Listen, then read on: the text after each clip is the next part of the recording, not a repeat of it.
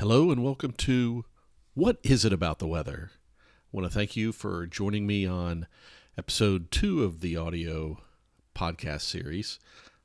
Quite frankly, I'm amazed we made it past episode 1, but actually we've reached 3 continents already, which has even been a bit more amazing to me as I've been able to track some of the statistics related to the program and seen that we've made it from North America to Europe, all the way out to Far East Asia, and who knows, maybe we can start moving south of the equator soon and hit some of my old stomping grounds in South America and get on to Africa and down under and maybe even out to Antarctica. I don't know, it might be tough to get in this season, but maybe after winter clears this coming year.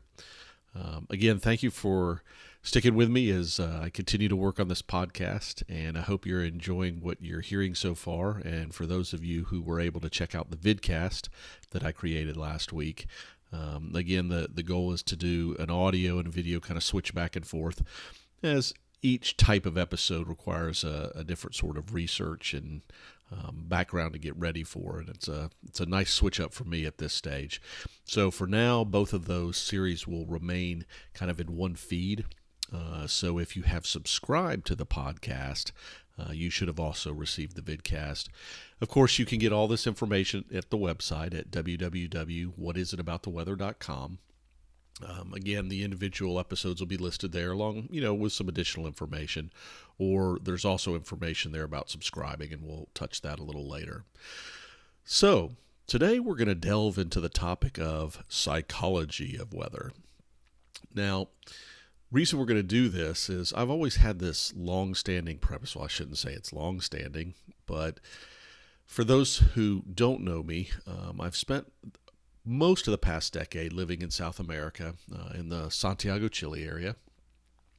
But I also grew up in the southeast U.S., as you learned from episode 1, for those who have listened. And both of these locations sit at about the same latitude north or south of the equator, yet they have very strikingly different weather patterns. The southeast U.S., covered by summers with hot, muggy weather, and mild but occasionally cold winter with some all too infrequent snow events or ice events for my liking, but for those that live there might prefer it that way, of course. In Santiago, very long dry season, hot summer, a lot like the western U.S. or parts of California. So only a couple of months out of the year where you get rain. And for someone who grew up in the South and who would experience what I would say is active weather on a regular basis, I found living in Santiago odd. And, part of it's an extreme case, because here you would be at Christmas time and it might be 95 degrees Fahrenheit or even approaching 40 Celsius outside. And that just didn't seem natural. So why would the advertisements have polar bears and snowflakes? But they did, oddly enough. They did do a lot of the North American advertising down there. So it was even an odder fit that the only way you got that cold was hoping to find a place with air conditioning to cool off. So while I enjoyed living in Santiago, the weather was always one of those things that confounded me a little bit. I just never really enjoyed constantly it just being sunny. It almost seemed a bit odd to me and felt uncomfortable. I like where rain and snow and winds and all these things would come from week to week and maybe kind of interrupt the status quo. So my premise or my theory as we delve into psychology this week was that people prefer the climate that they grew up with, or something clicks to them at some age, maybe, that what is normal. Now, I will say that, in my case, it's an extreme, as I mentioned, that not only did I switch locations, but I switched hemispheres, so that kind of throws everything around. And it may have been part of what triggered me, but that was kind of my starting place. So to investigate this, I incorporated one of the first rules of the internet, which is any poll that you put on Facebook is highly scientific. So know that, of course, my results are statistically significant, as we would say in the research field.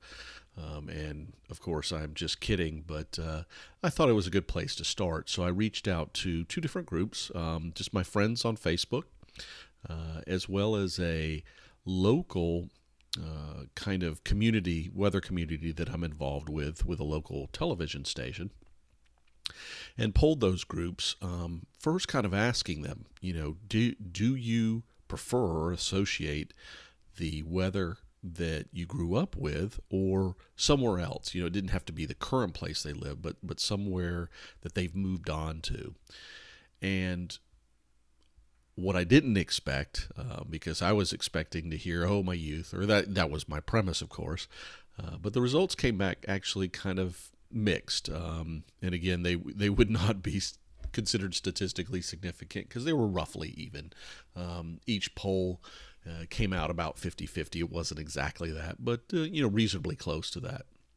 So I performed a follow-on question, which had to do with, do you prefer weather that has seasons, or do you prefer weather that is constant? Now, what I didn't put in there was any more details about, was I talking it never rains? For instance, in Santiago, Chile, you have what I would call a 2-season setup. It's not exactly that, but I call it 8 months of summer and then 4 months of occasionally getting some rain and colder temperatures. So the feedback I got on that, however, was also a bit mixed. However, I would say that more people preferred to have the 4 seasons. Now, they may not prefer it exactly in the format that they grew up in, but they do like the change overall. But that wasn't constant with all people. There were certainly people that had a preference for it being the same, and I was actually surprised in the local group involved with Atlanta, Georgia weather. I was surprised. At first, the poll was about tied, and then it pulled away for 4 seasons, that so many people would be living in Atlanta that actually preferred the climate to be constant and the same. Now, when I qualified or followed up to comments on that, some people kind of assumed that it was never cold, but that didn't necessarily translate into no rain. So again, not overly scientific, but gave a sense that people more than likely probably prefer to have seasons versus having a climate that's the same all the time. But again, it was probably 1/3 the same, 2/3 changing. Although, again, if you went to Santiago, Chile, and you interviewed people, they'd probably say, hey, I like it this way, but they may never have experienced something different. And that, again, was kind of my premise, is if you've not gone somewhere else, you kind of like, what you grew up with. So with those results in hand, and not giving me any more support of my theory of being tied to the climate or the weather of your youth, I went to the scientific community and looked into some research. And, there weren't any exact findings. It was interesting, and we'll cover some of the findings I did have. But what I didn't find was anybody that specifically researched the topic of, is there a connection between personality somehow and whether that you had, maybe up to a certain age. Now, it's possible the research is out there and I didn't find it. So if anybody knows of such a paper or such research that's been done, certainly let me know. But my results, did find some other interesting things. So we're going to cover that today. Now, this is a topic we'll get back to again and again, because the more you dig into personalities and moods and how you feel, the more interesting some of the results are. So let's touch on a few of those now. So not surprisingly, this is a topic that's been researched for a long time, as people, I think, have always wanted to understand the connection between weather and how they feel, or weather and how people behave. And as with any kind of research area, there tends to be a few papers that are referenced or cited again and again. And one of those is one entitled "A Multidimensional Approach to the Relationship Between Mood and Weather." Yeah, you'll find that Most scientific papers don't have the most exciting titles, but as an author who tried to do that a couple of times with my thesis and other work, I was constantly reminded that that's really not the goal. So, not like something you're going to see in the Google News area. But in any case, this paper by Haworth et al. Was done out of the University of Alberta in Canada and published in the British Journal of Psychology in 1984. So again, around a long time. And it examined a variety of weather variables and a variety of behaviors. And, the behaviors were anything from concentration to depression to anxiety, etc. And the weather variables ranged quite a few as well, that included things like atmospheric pressure, wind speed, humidity, temperature, precipitation, and level of sunshine. Now, of course, this study being done in Edmonton, Alberta, Canada, might also have some implications here. It wasn't a particularly long study, but what they did find was the three top variables were humidity, temperature, and level of sunshine. And in that order, interestingly enough, humidity was the top variable. Now, as a meteorologist, I can think of some reasons that might be the case at a place like the University of Alberta, given where Edmonton is situated and the types of weather they experience throughout the year. But in it, it has served still with the amount of investigation that they did as kind of one of those core papers people come back to and try to point to replicating or finding the same things that these individuals found. So this provides us some basis of understanding at least the fundamental connections and some of the things that are seen. But interestingly, a lot of the research since that time and even around that time is inconclusive. Again and again, it couldn't find the types of connections they're looking for. And even as recent as a paper that I found from just a couple of years ago, done, again, oddly enough, by a professor in Canada, Professor Marie Connolly at the University of Quebec, published a paper in the Journal of Happiness Studies called Some Like It Mild and Not Too Wet, The Influence of Weather on Subjective Well-Being. And even in her analysis, I would say that there is indications of, how inconclusive a lot of the research has been done over time. Now, in the case of her research, she found that temperature was actually the biggest influence, and that women were much more likely than men to be influenced by weather events and the potential implications of that.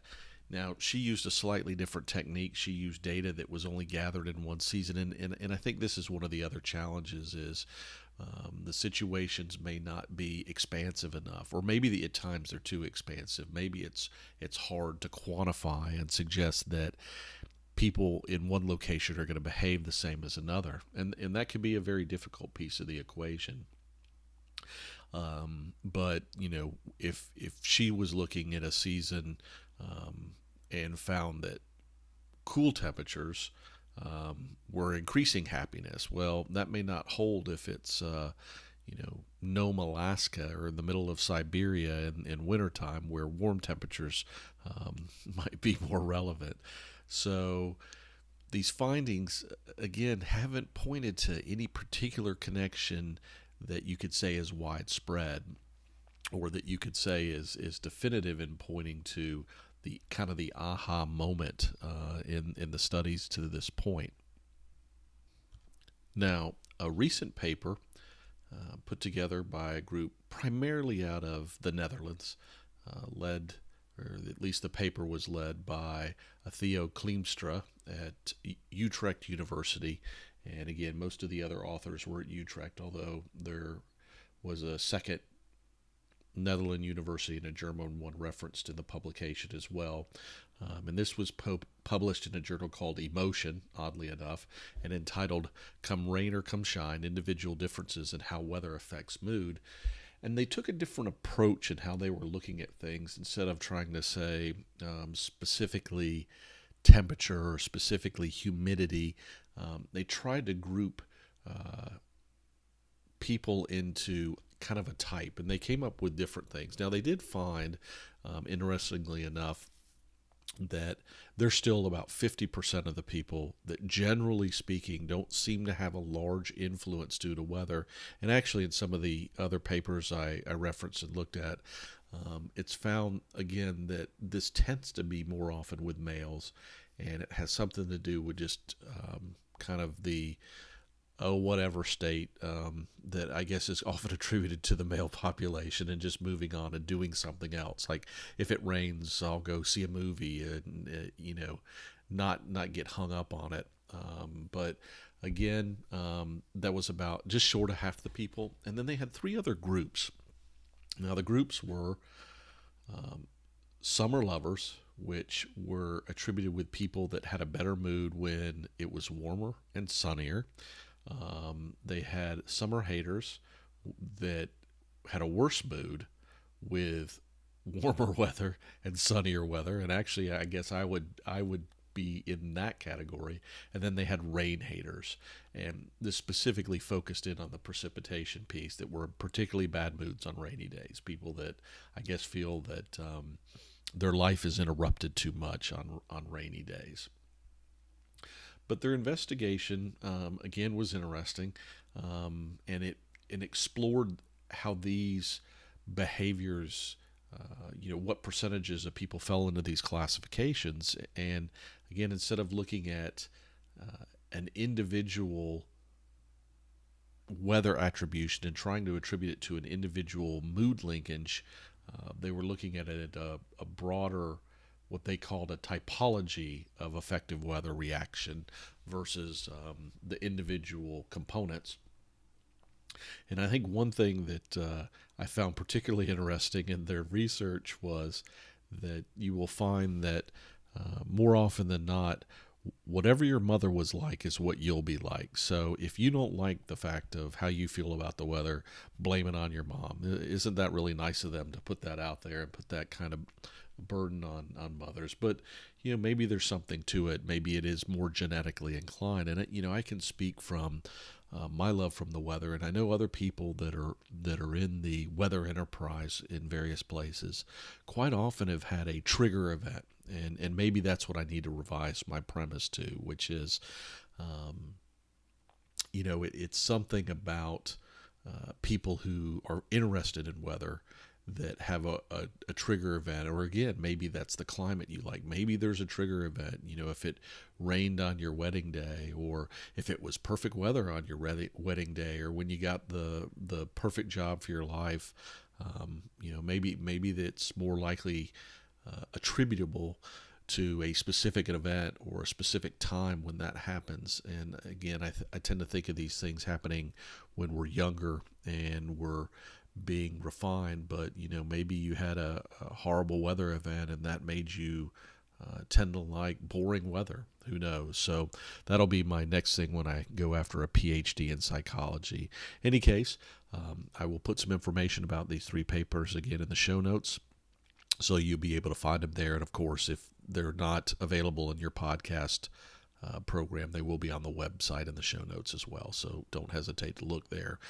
Now, clearly my premise is wrong, but it was interesting to look at in a very, what we would call a literature review search to see if anybody else had investigated it yet. And since not, I always have a future. If I need to go into psychology, I've got a place to start. Now, as I mentioned, psychology of the weather is not going to be something we touch on just this one time.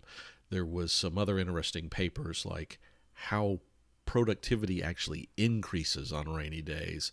And these are types of topics that I think will be fun to explore and we'll take a look at in a future episode. Now, on a serious note, I do want to bring out that it is kind of well known that there is a disorder out there, that's typically associated with wintertime called seasonal affective disorder. And I will, again, put a website link of a few places you can go to investigate that. This is a very real thing, and it tends to impact people in the wintertime, most often associated with not enough sunlight, which is attributed not just to mood, but a lot of other modern day diseases we're finding have a sunlight or lack of sunlight connection. And this is certainly impacting more people as we sit in front of computers all day and don't get outside as much in our general interactions. So there's believed to be things from a serotonin generation level to just simple depressive behavior level, or not getting the right amount of sleep in our sleep cycle.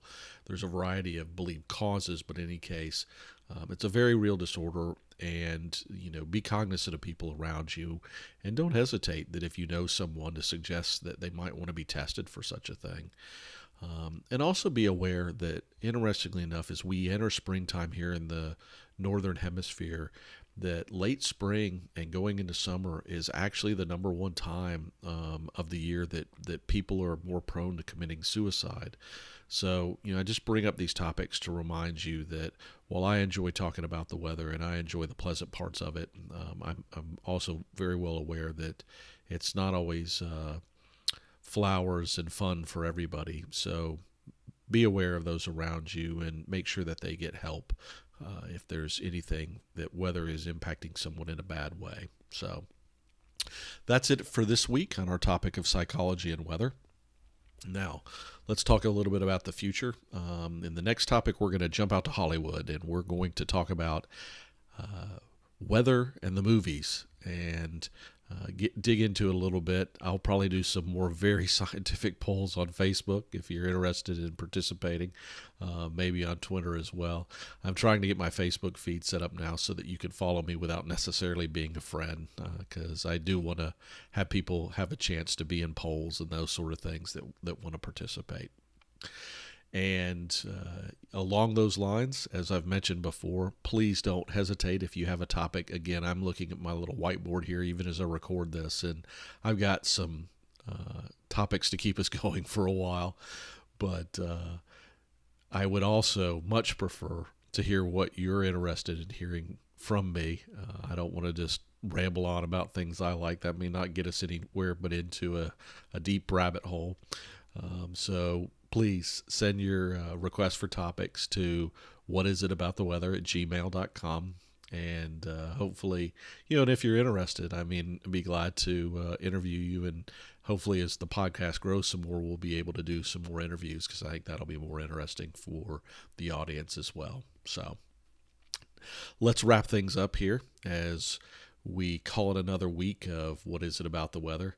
And let me mention a few things. And first of all, how to get hold of us. I mentioned the website, but just again, it's What Is It About the Weather? All strung out there is one long word, .com. You can find us there and catch the episodes, but you can also subscribe there. And there's even now a menu option to subscribe that very quickly hits you with how to get the podcast coming to your Apple devices, typically through iTunes, of course.